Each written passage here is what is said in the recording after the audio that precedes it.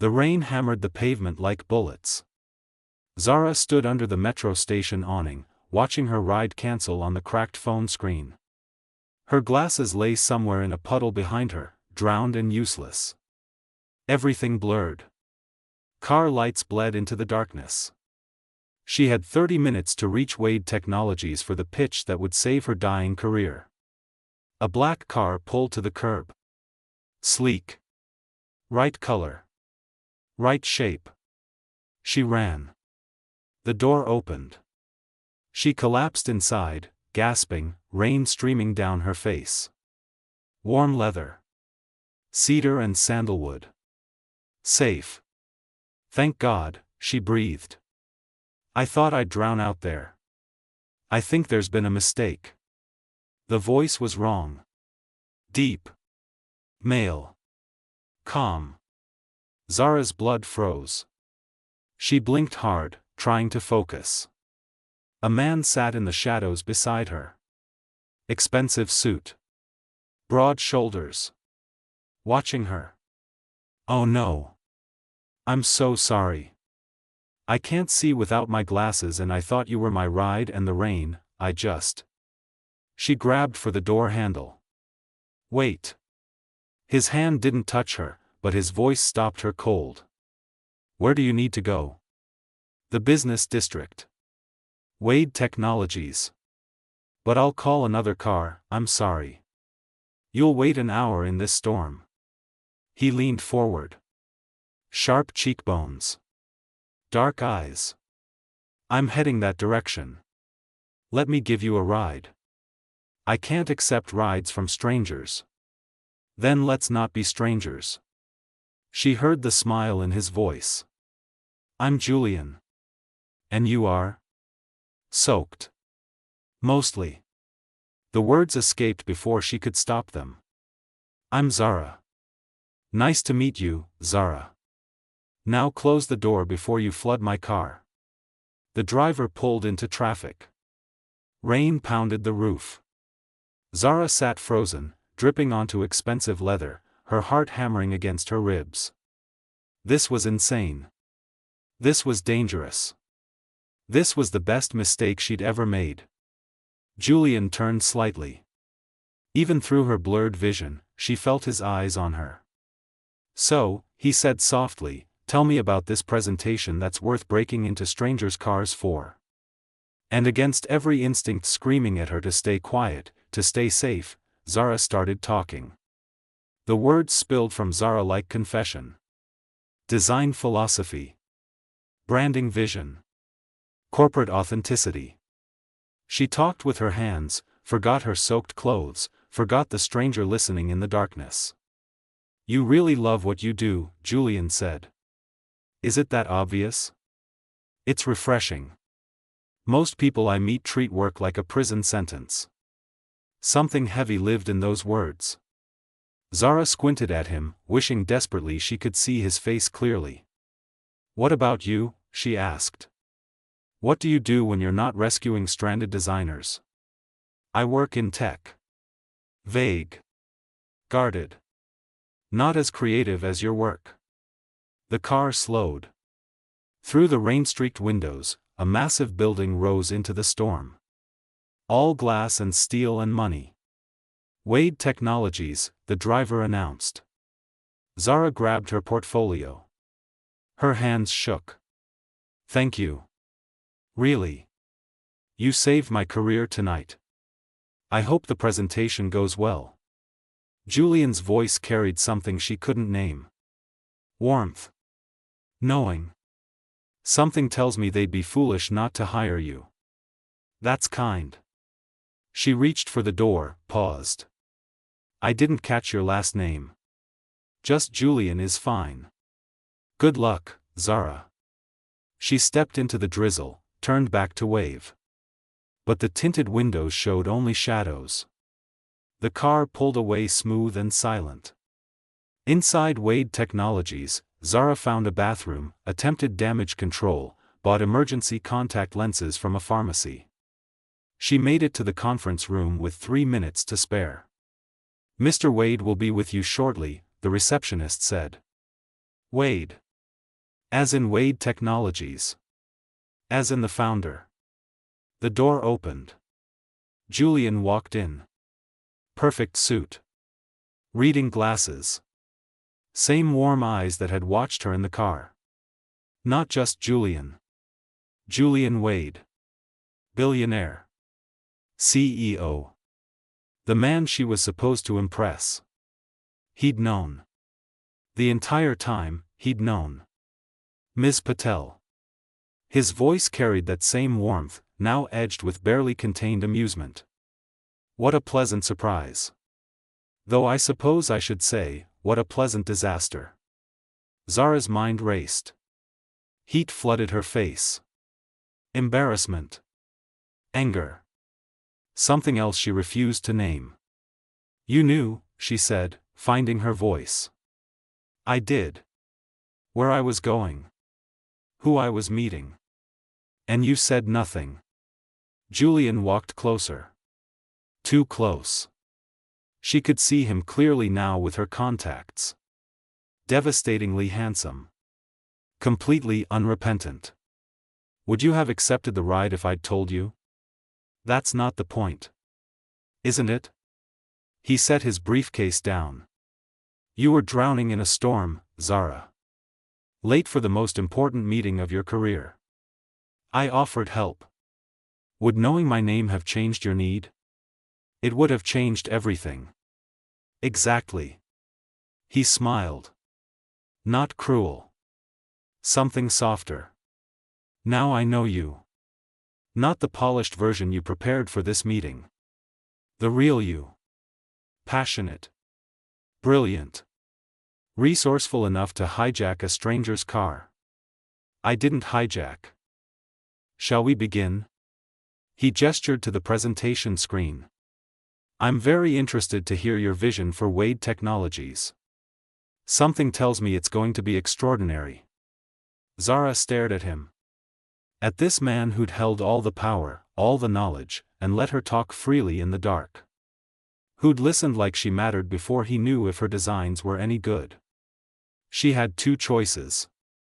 Walk out with her dignity intact and her career in ruins. Or play his game and see where it led. Zara set down her portfolio.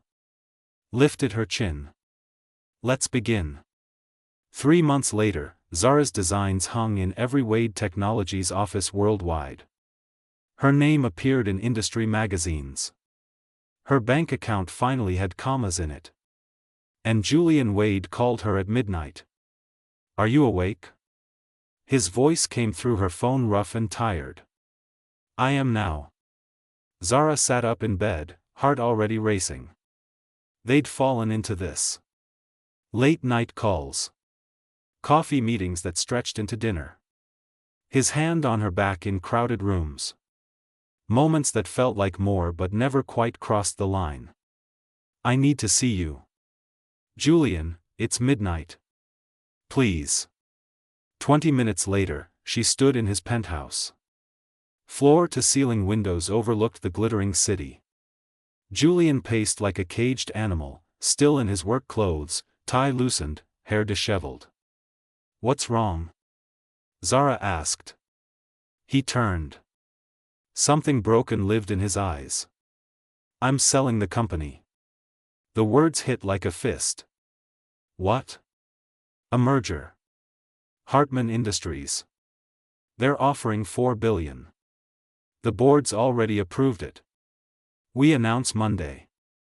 Zara's mind spun. But Wade Technologies is your life. Your father's legacy. My father's legacy is killing me. Julian's voice cracked. Do you know what it's like? Every decision measured against a dead man's expectations. Every innovation compared to his genius. I can't breathe, Zara. I haven't breathed in 10 years. She moved closer. So you run? I survive. He looked at her with raw desperation. Come with me. What? After the merger. I'm leaving. Going somewhere no one knows my name. Somewhere I can figure out who Julian Wade is when he's not standing in his father's shadow. He caught her hands. Come with me. Julian, I can't just. You can. Your contract ends with the merger. You're free. We could go to Italy. Greece. Anywhere. His grip tightened. These 3 months with you, they're the only time I've felt like myself. Not the CEO. Not the heir. Just me. Zara's heart hammered. You're asking me to give up everything I've built. I'm asking you to build something new. With me. She stared at him. At this brilliant, broken man who'd given her everything and was now asking for the one thing she couldn't give. I need time to think. We don't have time. The announcement is Monday. After that, everything changes. He pulled her closer. Tell me you feel this too. Tell me I'm not alone in this. You're not alone, she whispered. But Julian. His phone buzzed. Then hers. Then his again, insistent and angry. Julian checked the screen. His face went white. What? Zara asked. He turned the phone to her. A news headline blazed across the screen: Wade Technologies merger leaked. Insider trading scandal. Patel Designs under investigation. Zara's blood turned to ice. No. Someone leaked the merger details. The SEC is investigating.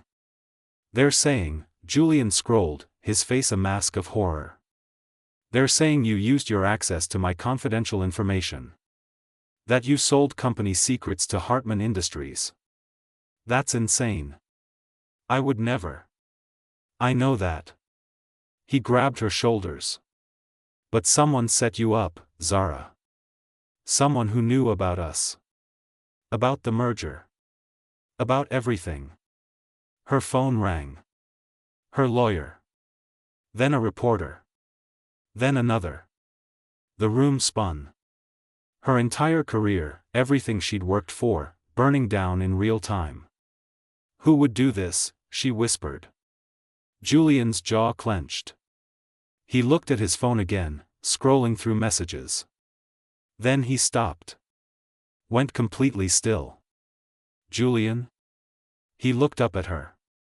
And in his eyes, she saw something that broke her. Guilt. You need to leave, he said quietly. What? No, we need to figure out who. Zara. His voice went cold. Professional. The CEO voice he never used with her. You need to leave my home. Now. And you need to hire a very good lawyer. Are you serious? She stepped back, staring at him like he'd become a stranger. You think I did this? I think you need legal protection. I think my company needs damage control. And I think you being here right now makes everything worse. The words hit like bullets. Zara looked at this man she'd almost said yes to. This man she'd almost given up everything for. You coward, she whispered. Zara. No. You asked me to run away with you. To trust you.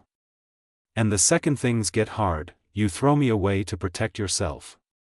That's not what I'm doing. Then what are you doing, Julian? She grabbed her bag.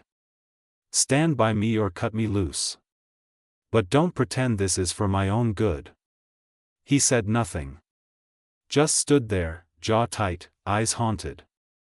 Zara walked to the elevator. Pressed the button with shaking hands. For what it's worth, Julian said softly behind her, I'm sorry. The doors opened. She stepped inside. So am I. 2 weeks of hell. Lawyers. Depositions. Her face on every news site with words like fraud and scandal beneath it. Zara lost 3 clients. Then 5. Then all of them. She sat in her tiny apartment, staring at her silent phone, when someone knocked. Not Julian. She'd memorized his knock. 3 sharp raps, then silence. This was different. Urgent. She opened the door to find Marcus Chen, Julian's CFO, soaking wet from the rain. Déjà vu hit her hard. "We need to talk," Marcus said. "And you're not going to like it." She let him in. He paced her small living room, looking anywhere but at her. "Just say it," Zara said. "I leaked the merger." Marcus's voice came out flat. "Dead. I fed information to Hartman Industries. I set you up to take the fall." The room tilted. Zara sat down hard. "Why?" "Because Julian was going to destroy everything." Marcus finally looked at her. "Do you know what happens to 12,000 employees if Wade Technologies fails? What happens to the pension funds? The research grants? Julian's father built an empire. Julian wanted to burn it down and run away with you. He wanted to sell it. That's not the same as to Hartman Industries, a company that strips assets and fires half the workforce in the first quarter." Marcus's hands shook. "I've worked at Wade for 20 years. I watched Julian's father build something that mattered. I watched Julian inherit it and slowly suffocate under the weight. And then you came along. This isn't my fault." "No. It's mine." Marcus pulled out his phone. "I have a confession recorded. Proof that you had nothing to do with the leak. I'll release it tonight. The charges against you will disappear." Relief flooded through her. Then suspicion. "What's the catch?" "You have to make Julian see reason. The merger with Hartman is a mistake. There's another offer. Smaller. Cleaner. Keeps the company intact and the employees safe. But Julian won't even look at it." Marcus met her eyes. "He's drowning, Zara. And you're the only one he'll listen to. He threw me out. He chose his company over me. No. He chose protecting you over protecting himself." Marcus pulled up something on his phone, handed it to her. "Read this." It was an email. From Julian to his lawyer. Time-stamped the night she left his penthouse. "I don't care what it costs. Protect Zara Patel. Whatever resources she needs. Whatever legal fees. Bill it to my personal account. Not the company. Me. And make sure she never knows." Zara's eyes burned. "He's been paying my legal fees? All of them. And taking the public blame to shift suspicion away from you. The board wanted to hang you. Julian threatened to tank the merger if they pursued charges." Marcus took his phone back. "He's falling apart, Zara. Drinking too much. Not sleeping. Yesterday he punched a wall during a board meeting. Why are you telling me this? Because you're the only person who's ever made him want to live instead of just exist. And because if you can get through to him, maybe we can save this company the right way." Marcus headed for the door. "I'm releasing my confession in 2 hours. After that, I'll probably go to prison. But at least the 12,000 people who work for Wade Technologies will still have jobs." He paused at the door. "Julian's at his office. Top floor. If you're going to save him, do it now. Before he does something we'll all regret." Marcus left. Rain pounded the windows. Zara sat with the silence. With the weight of knowing Julian had sacrificed his reputation to protect her. That he'd been fighting for her even as she hated him. Her phone buzzed. A news alert. Marcus's confession going public. Her name clearing in real time. She grabbed her jacket. Some storms you had to walk back into. The Wade Technologies building rose into the night sky, most floors dark. But the top floor blazed with light. Security knew her face. Let her through without question. The elevator climbed 43 floors while her heart tried to break through her ribs, the doors opened to chaos. Broken glass. Overturned furniture. Papers scattered like snow. And Julian. Standing at the floor-to-ceiling windows. Suit jacket gone. Shirt sleeves rolled up. Blood on his knuckles. A half-empty bottle of whiskey on his desk. "You should leave," he said without turning around. "This building isn't safe for you anymore." Marcus confessed. Julian's shoulders tensed. "I know. You've been paying my legal fees. Taking the blame. Fighting the board. You were innocent. So were you." Zara walked closer. Glass crunched under her feet. "Why didn't you tell me?" "Because you were right." Julian finally turned. His eyes were bloodshot. Haunted. "I'm a coward. The second things got hard, I pushed you away. I told myself it was to protect you. But really?" He laughed, broken and bitter. "I was terrified that if you stayed, you'd see what everyone else sees. That I'm not my father. That I'm not enough. Julian. I'm selling to Hartman. The deal closes tomorrow. And then I'm leaving. Alone. Like I should have done in the first place. There's another offer." He went still. "What?" "Marcus told me. Another company. Smaller deal.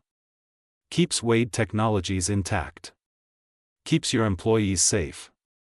Why won't you even look at it?" "Because it keeps me chained here." Julian's voice cracked. "Don't you understand? This company is a monument to a man I'll never measure up to. Every day I walk through these halls, I'm reminded that I'm not him. That I'll never be him. That I'm just the disappointing son who's slowly destroying his legacy." Zara closed the distance between them. Took his bloodied hands in hers. "You're right. You're not your father. You're better. That's not. Your father built an empire. But you? You've spent 3 months protecting 12,000 employees you could have sacrificed to save yourself. You tanked your reputation to clear my name. You're so busy measuring yourself against his genius that you can't see your own." She squeezed his hands. "You don't have to run, Julian. You have to choose. The company or your freedom. But you can't have both." "I know." He looked down at their joined hands. "I choose you." The words hung in the air. Heavy. Irrevocable. "What?" "I choose you, Zara." Julian lifted his eyes to hers. "I'll take the other offer. Keep the company intact. Stay in this cage if that's what it takes.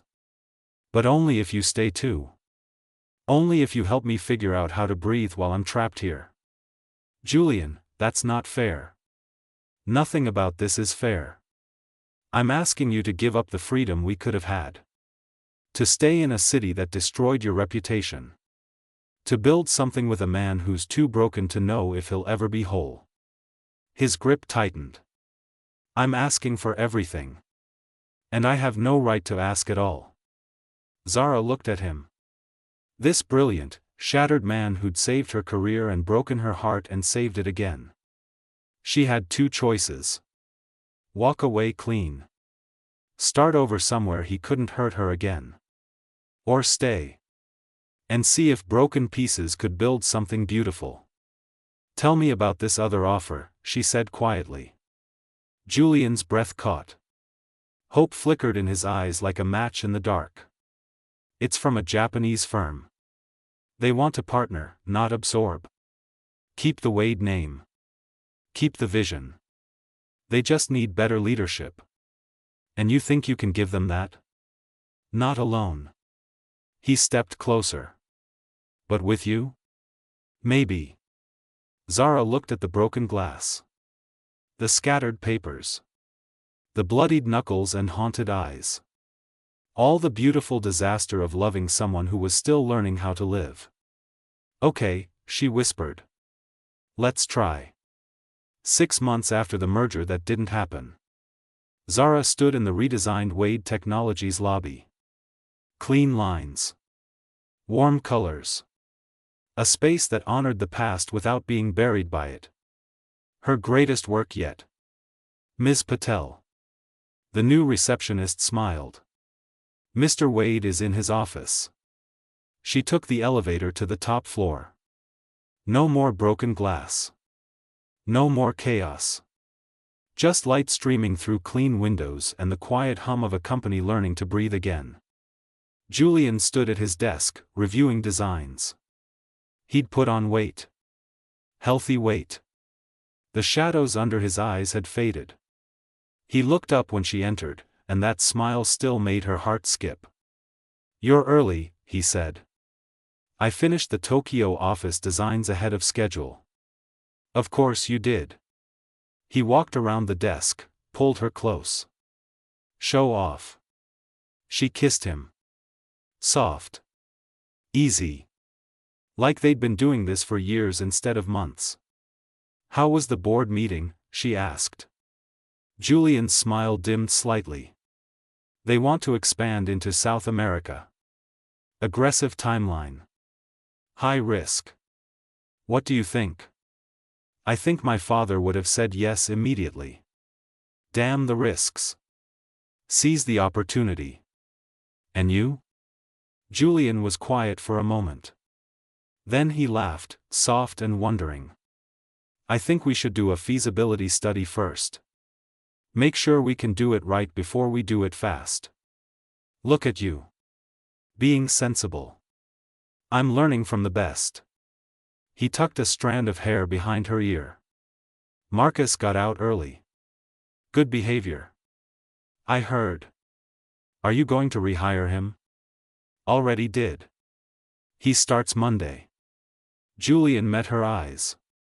He was trying to protect something he believed in. "I can't fault him for that." Zara leaned her head against his chest. His heart beat steady beneath her ear. "Do you ever regret it? Staying? Giving up the chance to run? Every day."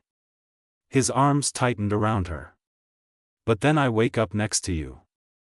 I walk into a company that's thriving because we stopped trying to resurrect the past. I have coffee with employees who don't look at me like I'm about to fire them. And I think maybe freedom isn't about running away. Maybe it's about choosing what you run toward." "That's very profound. Did you steal that from a fortune cookie?" "From my very wise girlfriend who hijacked my car in a rainstorm and changed my life." Zara smiled against his chest. "Best mistake I ever made." Her phone buzzed. A message from the design team in Tokyo. Photos of the new office space. Clean. Modern. Alive. Julian looked over her shoulder. "It's beautiful." "We're beautiful," she corrected. "This is ours. Both of us. Built from the wreckage." He turned her to face him. His eyes held that same intensity from the night in the car. When he'd been just Julian. Before she knew the weight he carried. Before she knew she'd help him carry it. "I love you," he said. Simple. True. "I know." She smiled. "You told me yesterday. And the day before. And the day before that.